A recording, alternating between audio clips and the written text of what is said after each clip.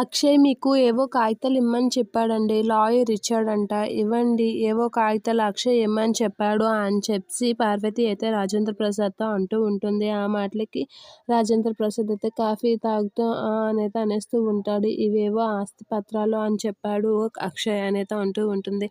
ఏంటండి ఫ్యాన్ వేసుకోకుండా కూర్చున్నారు, ఆగండి ఫ్యాన్ వేస్తాను, మీరు కాఫీ తాగండి అని చెప్పి పార్వతి అయితే అలా లేచి నిలబడి వెళ్ళి ఫ్యాన్ అయితే వేస్తూ ఉంటుంది. అలా ఫ్యాన్ వేయగానే అక్కడ ఉన్న ఆస్తి పత్రాలన్నీ ఎగిరిపోతూ ఉంటాయి. అది చూసి పార్వతి అయ్యో పత్రాలన్నీ ఎగిరిపోయాయి అనేది అంటూ ఉంటుంది. ఇక రాజేంద్ర ప్రసాద్ అయితే ఏం పట్టినట్లుగా అలా కాఫీ తాగుతూ ఉంటాడు. అలా పత్రాలన్నిటినీ పార్వతి అయితే మడత పెడుతూ ఉంటుంది. అలా మడత పెడుతూ చూస్తూ ఉంటుంది. అలా చూడగానే అందులో అక్షయ్కి 50% ఆస్తిలో వాటా అని చెప్పి అనేసరికి అది చూడగానే ఒకసారిగా షాక్ అవుతూ ఉంటుంది పార్వతి. ఏంటి అక్షయ్కి 50%? అది ఎలా రాస్తారు?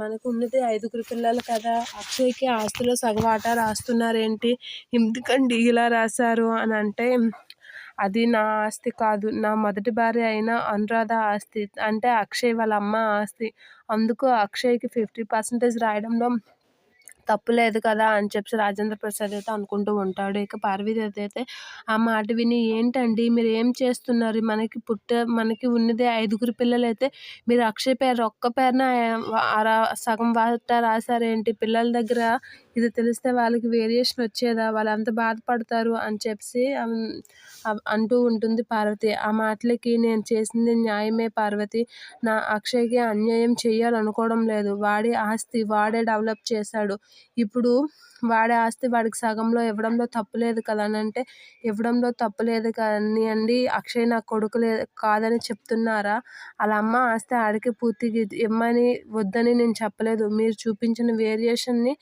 మీకు చెప్తున్నాను అని అంటూ ఉంది.